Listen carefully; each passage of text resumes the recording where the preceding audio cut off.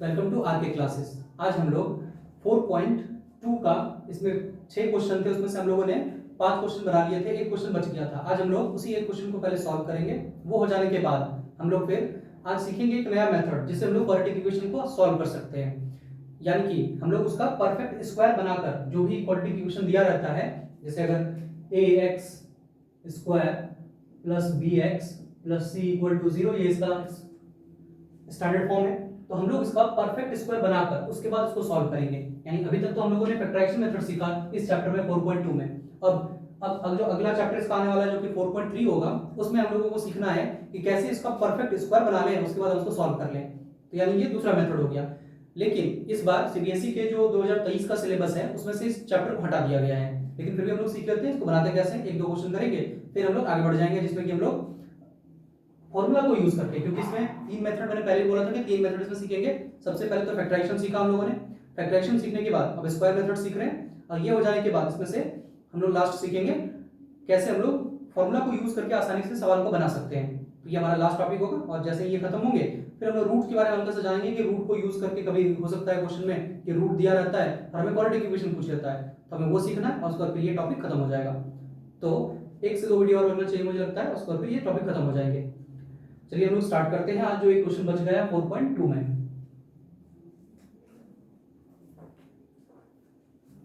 Question है एक cotton industry. ये क्वेश्चन लोग पहले भी एक बार कर चुके हैं, क्योंकि जो एग्जांपल नंबर 1 का था, 2 नंबर एग्जांपल में उसका 1 देखेंगे तो 1 नंबर में जब 2 नंबर में एक सवाल था, इसका प्रोडक्शन के रिलेटेड एक सवाल था, यानी इसी तरह का वर्ड प्रॉब्लम था जिससे हम लोग इक्वेशन निकालकर फिर उसको सॉल्व करना था फैक्टराइजेशन मेथड से। तो सेम काम यहाँ पे भी है। कहता है एक कॉटन इंडस्ट्री है, cottage industry produce a number of 40 articles in a day. In what percent of the articles in cost of production on each article?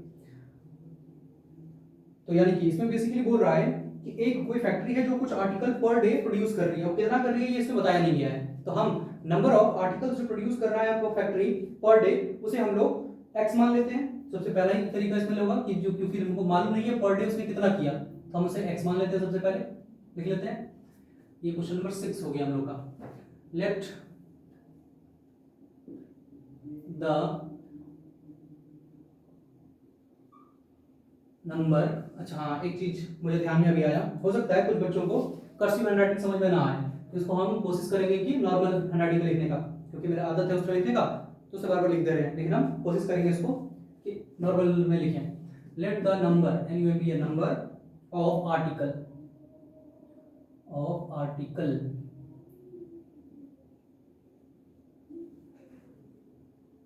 let the number of article produce, इसको मिटा देते हैं,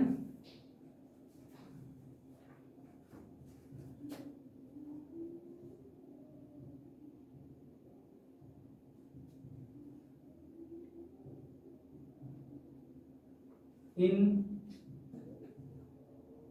a day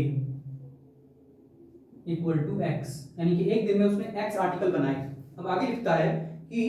एक खास दिन ऐसा observe किया गया, देखा गया कि जो आर्टिकल उसने प्रोड्यूस किए वो उसका जो कॉस्ट प्राइस है वो 3 more than the twice of the number of article produce on that day. यानी कि उसका जो कॉस्ट है, उस आर्टिकल का जो कॉस्ट है वो कितना आया, तो कहता है जितना इसने प्रोड्यूस किया था उस दिन, यानी एक दिन में उसने जितने आर्टिकल बनाए थे, उस आर्टिकल में जो नंबर आया था इसका दुगुना से 3 ज्यादा, यानी कि ट्वाइस और प्लस 3, यानी दो गुना करना है पहले, फिर उसमें प्लस 3 कर देना है। तो हमको क्या मिलेगा, हमें मिलेगा इस आर्टिकल का कॉस्ट उस दिन का। तो लिख लेते हैं यहां पर कॉस्ट, अच्छा फिर से, क्योंकि हैबिट हो गया है मुझे क्या कर्सिव लिखने में, इसलिए बार बार मैं कर्सिव लिख दे रहा हूं। कोशिश करते हैं इसको फिर से, cost of article equal to, बोला गया है उससे दुगुना करना है, यानी कि जितना नंबर ऑफ आर्टिकल प्रोड्यूस हुआ था एक दिन में, जितना भी है उसका पहले दुगुना कर लेते हैं, यानी कि 2x कर देना है, प्लस उसमें हमें 3 ऐड कर देना है, यानी 3 मोर, ट्वाइस एंड 3 मोर, यानी कि 2x प्लस 3 कर देना है। ये हो गया मेरा कॉस्ट, कि आर्टिकल का कॉस्ट कितना था, इतना है, और उस दिन टोटल आर्टिकल कितना प्रोड्यूस हुआ है x, तो टोटल प्रोडक्शन कॉस्ट कितना हो जाएगा। तो एक आर्टिकल का अगर कॉस्ट कितना है और इतने आर्टिकल बने हैं तो इसका मतलब यहाँ पे लिख सकते हैं कॉस्ट ऑफ ए आर्टिकल, यानी एक आर्टिकल का कॉस्ट या n, क्योंकि यहाँ पे थोड़ा ग्रामर, यहाँ पे हम लोग मैथ में उतना ग्रामर देखते नहीं है, लेकिन चलिए यहाँ लिख देते हैं n आर्टिकल इक्वल टू इतना। तो अगर एक आर्टिकल का कॉस्ट इतना है तो हमें x आर्टिकल के लिए चाहिए, तो हमें क्या करना पड़ेगा इसमें, बस दोनों को मल्टीप्लाई कर देना है। जैसे अगर हमें मालूम है कि एक मार्कर का दाम, अगर इस मार्कर का दाम 10 रुपए है तो इस तरह के 100 मार्कर रहे तो दाम कितना हो जाएगा, कॉस्ट इजीली निकाल सकते हैं हम लोग मल्टीप्लाई करके। यानी कि करना क्या है, अगर एक मार्कर का दाम 10 रुपए है तो हम लोग यूनिटरी मेथड पढ़े हैं पहले से कि अगर 100 का निकालना है तो बस गुना कर लो, तो ये होगा इसके 1000 रुपीज, ऐसे करके निकाल लेते हैं। सेम चीज यहाँ पर कि एक का दाम इतना है और टोटल नंबर ऑफ आर्टिकल इतना है, तो हमें दोनों को निकालना है, मल्टीप्लाई करना पड़ेगा। और कितना दे रखा है कि टोटल है 90 रुपीज, उस दिन का जो प्रोडक्शन कॉस्ट हुआ वो 90 रुपीज है। यानी कि हम लिख सकते हैं प्रोडक्शन कॉस्ट, फिर से कोशिश करेंगे इसको ताकि मुझे याद रहे, प्रोडक्शन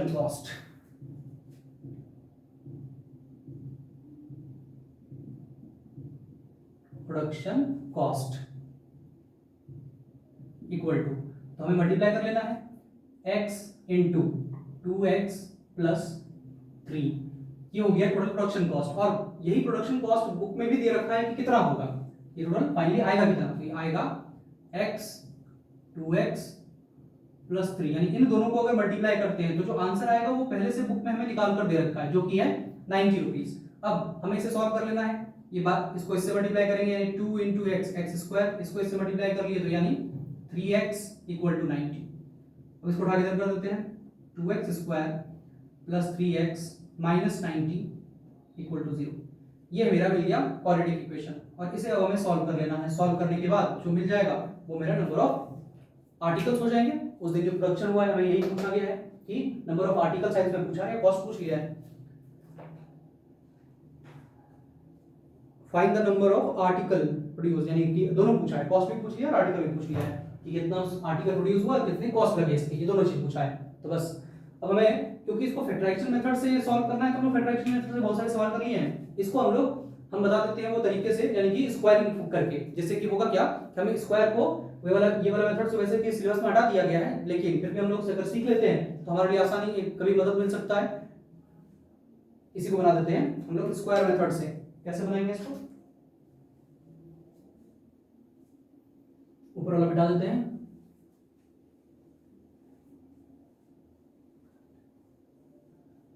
अभी मेरा क्वाड्रेटिक इक्वेशन है और इसे हमें बनाना है स्क्वायर मेथड से यूज करके। बहुत आसान स्क्वायर मेथड है, अभी देख लेते हैं। सबसे पहले इस इक्वेशन को एक बार ऊपर लिख देंगे, 2x स्क्वायर प्लस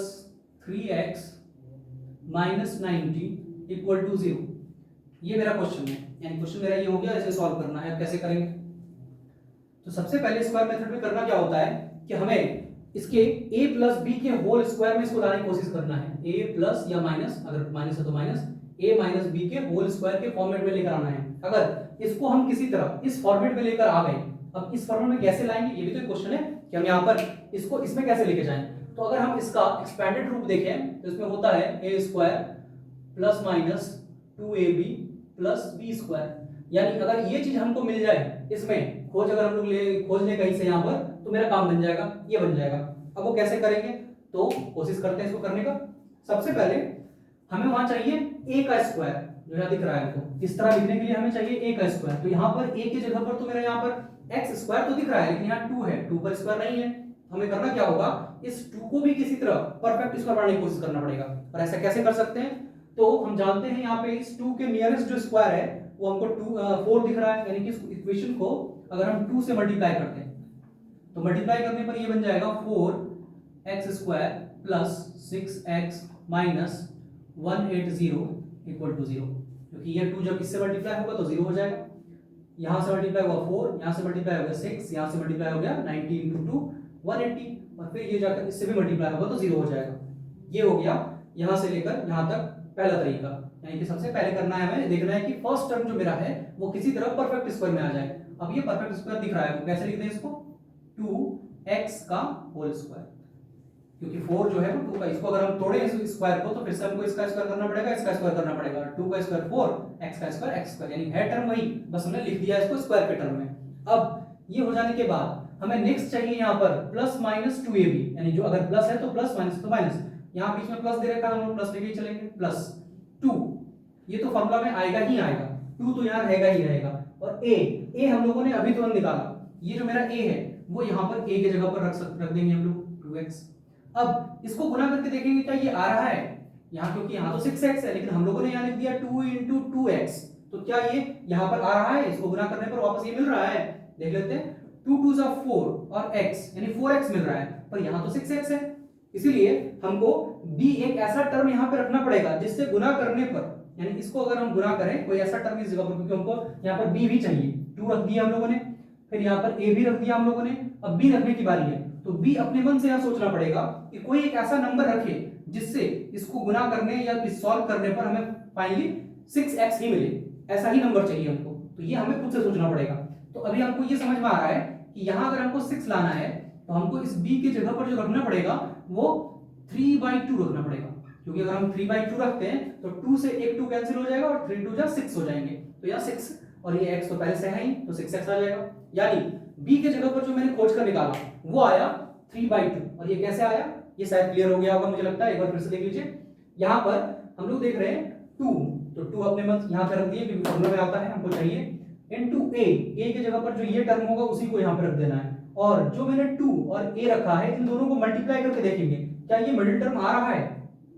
अगर नहीं आता है तो करना क्या है, अपने मन से b के जगह पर कोई एक ऐसा नंबर रखना है जिससे कि इसको सॉल्व करने पर ये नंबर मिल जाए, तो इस केस में यहाँ पे मैं 3/2 रखने पर ये मिल रहा है, 2 से 2 कटेगा, 3 2 जा 6 हो जाएगा, और जो एक 2 बचेगा वो मल्टीप्लाई होकर 6 और x का x रह जाएगा, यानी वो टर्म मिल रहा है हमको, तो यानी हम यहाँ ले सकते हैं ये 3/2, यानी कि b की जगह पर जो ये काम कर रहा है वो 3/2 है। अब आगे हम वहां पर प्लस और b का स्क्वायर, तो अपन b के स्क्वायर की जगह पर इसको नहीं रख सकते क्योंकि हमने अपने मन से यहाँ b को प्रेडिक्ट किया है जो कि 3/2 है, यानी कि अपने मन से हम लोगों ने b को माना है 3/2, तो हम b की जगह पर यहाँ 3/2 ही पुट करेंगे, तो यानी कहते हैं 3/2 का होल स्क्वायर, स्क्वायर चाहिए था। अब यहाँ पे एक दिक्कत है, इस इक्वेशन में हमने अपने मन से 3/2 का होल स्क्वायर जोड़ दिया है, कहीं इक्वेशन में तो था नहीं, ये हमने अपने मन से b निकाला और उसी को यहाँ पे लिख दिया, तो इसके लिए इस इक्वेशन को बैलेंस करने के लिए हमको सेम चीज घटा भी देना पड़ेगा ताकि इस इक्वेशन में कोई फर्क ना पड़े, क्योंकि ये दोनों मिलके 0 हो जाएगा, अब 0 हो जाएगा तो यहाँ 0 कर नहीं देना है, क्योंकि अगर 0 कर देंगे फिर मेहनत करने का फायदा क्या हुआ, जो हम लोग चाह रहे थे वो मिलेगा ही नहीं, तो फिलहाल इसको रहने देना है, ये प्लस में रहेगा ये माइनस में रहेगा, और इसका अलग से हम लोग यूज करेंगे और ये बाहर ऐसे ही रहेगा। फिलहाल अब आगे बढ़ते हैं, जिसमें कि 3/2 का होल स्क्वायर हो गया, ये हमने क्यों किया ये बात शायद आपको समझ में आ गया होगा, एक बार फिर समझ लीजिए, क्योंकि मैंने यहाँ पे जो b की जगह पर है अपने मन से 3/2 स्क्वायर इस इक्वेशन में जोड़ा है, तो हमें इसको बैलेंस करने के लिए फिर वापस घटाना भी पड़ेगा ताकि इस इक्वेशन में कोई असर ना पड़े, ताकि इसको फाइनली जब फिर दोबारा अगर कोई सॉल्व करे तो यही वापस मिल जाए जो इक्वेशन अभी दिख रहा है ऊपर में, इसलिए मैंने ऐसा किया। अब यहाँ है -180, जो था उसको वैसे ही लिख देंगे, उन सब में कोई दिक्कत नहीं। अब यहाँ से यहाँ तक को अगर ध्यान से देखें आप, माइनस वाला नहीं प्लस वाले तक, यहाँ तक, तो ये वाला यही टर्म है जो यहाँ हमको दिख रहा है प्लस के साथ, यानी a का स्क्वायर प्लस प्लस 2, तो 2 के जगह पर यहाँ 2 दिख रहा है, फिर इनटू a के जगह पर देखो यहाँ 2x है तो यहाँ पे 2x है, फिर b के जगह पर 3/2, और फिर फाइनली b का स्क्वायर, तो यानी कि 3/2 का होल स्क्वायर, तो यानी कि इसको हम लिख सकते हैं इस तरह a प्लस b का होल स्क्वायर, तो इसको लिख लेते हैं a के जगह पर 2x प्लस प्लस डालेंगे यहाँ पर क्योंकि बीच में 2ab के साथ प्लस में है तो यहाँ भी प्लस में ही रहेगा, और b का स्क्वायर मतलब b के जगह पर 3/2 का होल स्क्वायर। अब ये जो बच गया टर्म उसको फिर हम लोग यहाँ लिखेंगे -3 का स्क्वायर 9, 2 का स्क्वायर 4, -180 इक्वल टू 0, यह आ गया मेरा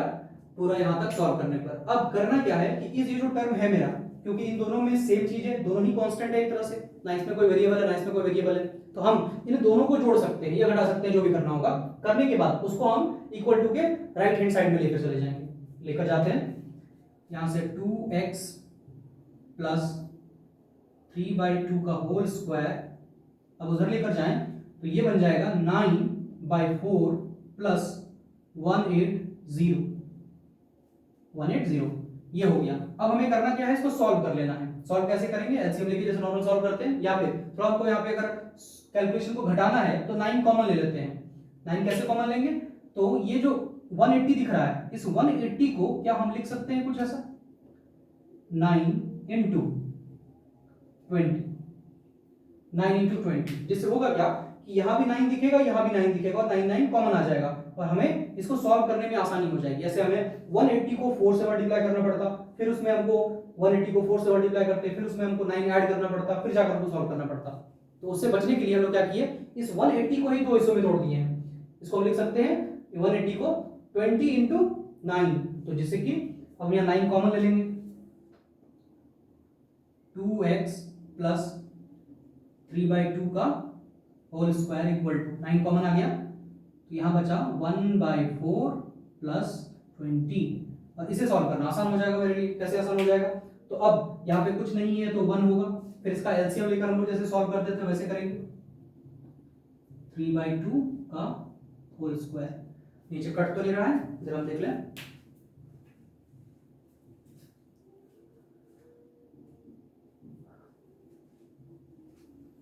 ठीक है कट नहीं रहा है यहाँ पर। तो आगे बढ़े, इसमें हम लोग 9 और जब इसका एलसीएम लेंगे तो यहाँ 4 आ जाएगा, क्योंकि 1 और 4 है तो 4 ही एलसीएम आएगा। 4 आने के बाद 4 के टेबल में 4 1 बार में 1 को मल्टीप्लाई कर लेते हैं, 1 प्लस यहाँ पे कटेगा 4 बार में 4, 20 से मल्टीप्लाई होगा तो 80। अब इन दोनों को जोड़ेंगे तो 81 आ जाएगा, तो लिख देते हैं यहाँ पे 2x प्लस 3/2 का whole square equal to 9 into, अब यहाँ 80 प्लस 1 81/4, इसको ऐसे ही रख देते हैं, गुणा नहीं करते हैं। क्यों नहीं कर रहे, अभी समझ में आ जाएगा। ऊपर मिटा लेते हैं इसको,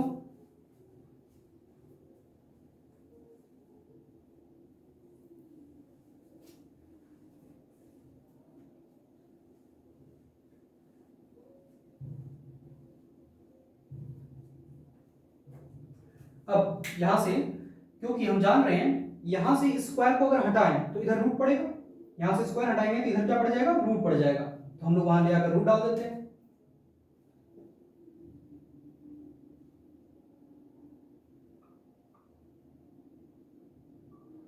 3/2 equal to root under 9 into 81/4। लेकिन यहाँ पर एक और कंडीशन है। क्या कंडीशन है, अभी तक हम लोग जब स्क्वायर रूट से नंबर को निकाल देते हैं, हो सकता है कुछ ने पढ़ा हो कुछ ना पढ़ा हो, कि अगर कभी भी हम लोग a स्क्वायर बराबर अगर 4 आया करता था तो हम लोग a बराबर 2 लिख दिया करते थे ऐसा। लेकिन ये अधूरा आंसर है, क्योंकि हम बता रहे हैं, हम पहले इस चैप्टर को जब स्टार्ट किए थे उस टाइम में बताए थे कि जितना पावर होगा वेरिएबल का आंसर भी उतना होगा। तो यहाँ पर अगर a स्क्वायर बराबर 4 है तो a बराबर 2 आंसर कैसे आ सकता है, इसका भी तो 2 आंसर होगा। तो हम लोग एक ही लेकर चला करते थे हमेशा, 2 बराबर 2 लेते थे, लेकिन ये आंसर इसमें एक और छूट जाता था। अब उसको देख लेते हैं वो कैसे आता है, 2 आंसर कैसे आएगा इसका। तो सबसे पहले यहां से हम लोग a बराबर रूट अंडर 4 ऐसा लिखेंगे, और जब रूट अंडर 4 लिखते हैं तो यहां पर प्लस माइनस साइन साथ में आता है। अब प्लस माइनस साइन क्यों आता है, तो उसके पीछे कारण है, क्योंकि ये जो a है, ये अगर हम यहाँ पे a की जगह पर 2 डालें तो भी आंसर हमको 4 मिलेगा, यानी a बराबर 2 हो सकता है यहाँ पर आंसर। आंसर को मतलब एक तरह से किसी भी इक्वेशन का सॉल्यूशन क्या होता है, अगर किसी वैल्यू को उस इक्वेशन में रखें और वो उस इक्वेशन को सेटिस्फाई कर दे तो उसका सॉल्यूशन कहलाता है। तो उसी तरह अगर हम a की जगह पर यहाँ 2 रख रहे हैं और 2 का स्क्वायर करने पर 4 मिल रहा है हमको, यानी कि लेफ्ट हैंड और राइट हैंड साइड बराबर हो जा रहा है, इसका मतलब कि ये इसका सॉल्यूशन होगा। तो एक सॉल्यूशन ये जो हम लोग पढ़ते आए हैं। उसी तरह अगर इस a की जगह पर हम -2 भी रखें, अगर हम a की जगह पर -2 भी रखें और क्योंकि उसका स्क्वायर है तो ये अपने आप पॉजिटिव बनकर निकलेगा, यानी माइनस गुने माइनस प्लस हो जाएगा, 2 × 2 4 हो जाएंगे, जिससे कि फिर से सेटिस्फाई कर गया, यानी -2 भी आंसर हो सकता है और 2 भी होगा। तो इसका मतलब यहाँ पर 2 आंसर आएंगे, वो आएगा एक 2 पॉजिटिव में और एक आएगा नेगेटिव में, दोनों ही इसको सेटिस्फाई करता है। तो इसीलिए यहाँ प्लस माइनस लगाकर हम लोग लिखते हैं, जिससे कि इसका आंसर जो आएगा ऐसे करके लिख देते हैं हम लोग, प्लस माइनस तो अपनी जगह पर, ये 2 बाहर निकल जाता था तो आंसर इसका 2 आया करते हैं ऐसे। सेम लॉजिक हम लोग यहाँ लगाने वाले हैं, इसको जरा मिटा लें। अब जब यहाँ पर हम लोग ने रूट हटाया तो उसी लॉजिक को लगाते हुए हम लोग यहाँ पर प्लस माइनस 2 साइन लगाएंगे, जैसे कि मेरा आएगा plus minus root under 9 into 81/4। अब 2x plus 3/2 equal to plus minus, अब यहाँ पर मैंने मल्टीप्लाई क्यों नहीं किया था, क्योंकि देखो यहाँ पर अब हमको निकालना, रूट से निकालना आसान हो जाएगा, नहीं तो अभी गुना कर लेते हैं, फिर से हमको खोजना पड़ता है ये किसका स्क्वायर है, अब नहीं खोजना पड़ेगा। हमको दिख रहा है ये 9, 3 का स्क्वायर है, 3 बाहर निकल जाएगा, इनटू ये 81 9 का स्क्वायर है तो 9 बाहर निकल जाएगा, डिवाइड बाय ये जो 4 है ये 2 का स्क्वायर है तो यहाँ से 2 बाहर निकल जाएगा, जिससे कि मेरे लिए बनाना इसको आसान हो गया। अब हमें यहाँ क्योंकि x चाहिए तो इस 3/2 को उठा के इधर करना पड़ेगा, 2x इक्वल टू -3/2, इसको इधर लेकर गए, पीछे ना लिखा, हम आगे ही लिखे इसलिए माइनस लगाए, -3/2 क्योंकि यहाँ पॉजिटिव है तो इधर जाएगा तो नेगेटिव होगा, प्लस माइनस 3, इसको मल्टीप्लाई कर लेते हैं, या फिर यहाँ पर भी थोड़ा इसको कैलकुलेशन को इजी कर सकते हैं हम लोग, अभी रन देते हैं ऐसे 3/2। अब जब ये हो गया, अब करना क्या है कि हमें इसे तोड़कर, यानी प्लस वाले को अलग से माइनस वाले को अलग से लिखना है, जिससे कि हमें दो अलग अलग आंसर मिल जाए। 2x इक्वल टू, एक बार इसको प्लस के साथ लिखेंगे, एक बार यही चीज को माइनस के साथ लिखेंगे, तो लिखते हैं यहां से इस 2 को भी, अच्छा अभी 2 कर देते हैं, 3/2 पूरा ले लेते हैं क्योंकि एलसीएम तो सेम ही आएगा, अगर डिनोमिनेटर सेम होता है, ये लोग पढ़ चुके हैं बचपन से कि अगर किसी भी नंबर का डिनोमिनेटर अगर सेम रहे तो उन डायरेक्ट उन दोनों का एलसीएम लेने की जरूरत नहीं पड़ता, ना ही कुछ करना पड़ता है, हमें बस करना क्या होता है कि डिनोमिनेटर को बस लिख देना है और न्यूमरेटर जो भी है उसको बस वैसे ही साइन के साथ लिख देना होता है, क्योंकि हम लोग यहाँ देख रहे हैं कि डिनोमिनेटर सेम है, तो यहाँ पर +3 × 9 माइनस हट देते हैं, माइनस अभी फिलहाल x इक्वल टू जो आएगा वो आएगा -3 प्लस माइनस 9 3 जा 27, चलो गुना कर ही देते हैं बाई 2, और ये 2 एक और आएगा जिसके कारण यहाँ और 2 आ जाएगा, यानी कि ये यहाँ पर मल्टीप्लाई में है तो इधर जाएगा तो डिवाइड में, यानी इस 2 के साथ एक और 2 मल्टीप्लाई होने में आ जाएगा। तो अब जो निकल कर आया वो x इक्वल टू -3 प्लस 27/4, और एक जो निकल कर आया वो आया x इक्वल टू -3 -27/4। और हम इसको सॉल्व कर लें तो x इक्वल टू, यहाँ पे इन दोनों को अगर हम सॉल्व करेंगे तो ये 24 आ जाएगा, 24/4, जिससे ये सॉल्व होकर 6 आ जाएगा, यानी x बराबर, एक तो निकल गया 6, दूसरे में क्या आएगा वो देख लेते हैं x। अब इसको सॉल्व करें तो यहाँ 30 दे रहा है ये, वो भी माइनस के साथ, क्यों माइनस होगा क्योंकि ये बड़ा है और बड़े वाले का साइन जो भी होता है वही साइन यहाँ रखते हैं, तो यहाँ पर हमको दिख रहा है 27 माइनस है, नेगेटिव में है तो यहाँ नेगेटिव में होगा, और माइनस माइनस प्लस, इसलिए 27 + 3 इक्वल टू 30 डिवाइड बाय 4, और इसको डिवाइड करने पर जो भी आएगा वो x का आंसर हो जाएगा। अब और हम लोग पहले ही जान चुके हैं, पहले इस चीज को बता चुके हैं कि अगर हम लोग नंबर ऑफ आर्टिकल्स निकाल रहे हैं तो आर्टिकल कभी फ्रैक्शन में नहीं आ सकता है, आर्टिकल कभी फ्रैक्शन नहीं आएगा, अगर मैंने एक मार्कर बनाया तो एक होगा, कभी 1.5 मार्कर नहीं हो सकता, तो यानी कोई सामान बन रहा है तो पूरा का पूरा सामान होगा, तो ये आंसर नहीं होगा, क्यों, क्योंकि ये नेगेटिव में भी आ रहा है प्लस फ्रैक्शन में भी आ रहा है, यानी x का वैल्यू ये तो नहीं होगा, क्योंकि मुझे सवाल बना रहे थे उसमें आर्टिकल निकालना था हमें कि नंबर ऑफ आर्टिकल कितना होगा, तो यहाँ पर 2 आंसर आए पर एक उसमें सटीक नहीं बैठ रहा है, रिपीट नहीं बैठ रहा है मेरे कंडीशन के अकॉर्डिंग, तो इसलिए आंसर नहीं होगा। आंसर कौन होगा तो x इक्वल टू 6, यानी नंबर ऑफ आर्टिकल्स 6 हो गया, और नंबर ऑफ आर्टिकल अगर 6 हो गया तो number of article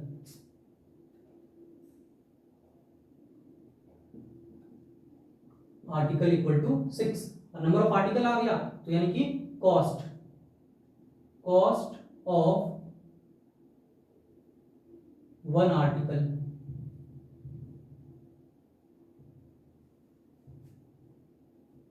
equal to था 2x + 3, यानी कि 2 × 6 + 3, सॉल्व करेंगे 12 + 1 15, तो ये हो गया 15 रुपीज, यानी आर्टिकल जो है उसका कॉस्ट 15 आ गया। तो ये था मेरा आंसर क्वेश्चन नंबर 6 का, जिसमें कि नंबर ऑफ आर्टिकल 6 हो जाएंगे और जो कॉस्ट प्राइस हो जाएगा वो 15 रुपीज हो जाएंगे। ये और दूसरा इसमें 2 चीज सीख ली हम लोगों ने क्लास क्वेश्चन नंबर 6 भी सॉल्व कर दिया, और हम लोगों ने एक और तरीका सीख लिया जिससे कि हम लोग आसानी से सॉल्व कर सकते हैं क्वाड्रेटिक इक्वेशन को। लेकिन क्योंकि सिलेबस में इस बार ये वाला है नहीं, तो हम लोग इसको एक ही सवाल करते हैं, इसके ऊपर आगे बढ़ते हैं। फिर हम लोग सीखेंगे कि कैसे हम लोग इसको सॉल्व कर सकते हैं इसी क्वाड्रेटिक इक्वेशन को, जैसे कि अभी क्वाड्रेटिक मैंने हटा दिए, अगर क्वाड्रेटिक इक्वेशन होता तो हम लोग उसको कैसे सॉल्व कर पाते हैं, फॉर्मूला को यूज करके, और क्योंकि फॉर्मूला को यूज करके सबसे आसान होता है सॉल्व करना, तो जिससे हम लोग इजीली उसको समझ भी पाएंगे। अब देख लेते हैं वो फॉर्मूला क्या है और कैसे हम लोग उसको बना पाएंगे। मेरा 4.2 चैप्टर पूरा कंप्लीट हो गया।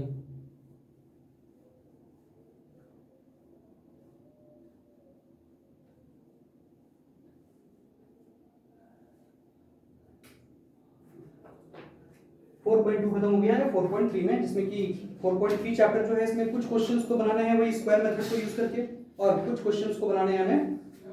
फॉर्मूला को यूज करके। तो पहले फॉर्मूला देख लेते हैं कि फॉर्मूला क्या है, कैसे बनाते हैं।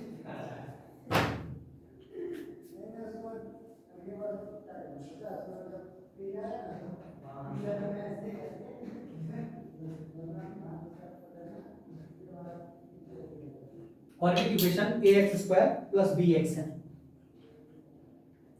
एक quadratic equation ax² + bx + c = 0 है। अब इस क्वाड्रेटिक इक्वेशन में करना क्या है हमें कि इस क्वाड्रेटिक इक्वेशन को सॉल्व करना है और उसके लिए फॉर्मूला लेकर आना है। तो वो फॉर्मूला कैसे आता है ये हम लोग प्रूव तो नहीं करेंगे, क्योंकि वो 10 में पूछा भी नहीं जाता है, हमें डायरेक्ट फॉर्मूला पे सवाल पूछते हैं, तो हम लोग सवाल को देखेंगे और अगर आप बोलेंगे इसको प्रूव करने के लिए तो हम लोग प्रूव भी कर लेंगे कभी इसको।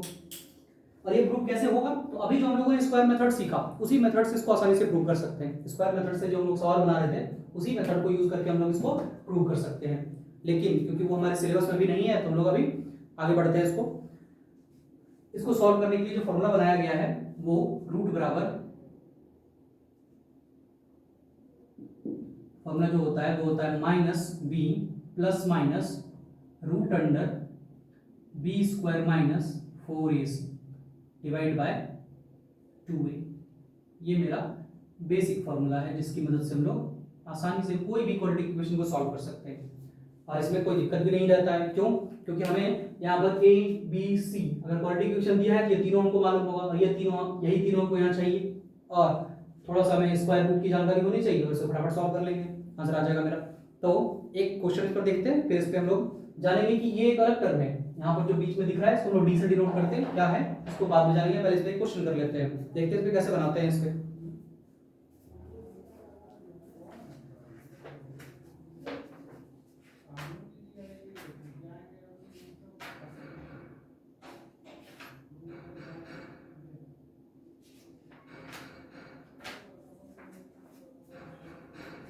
ये जो एक्सरसाइज होगा ये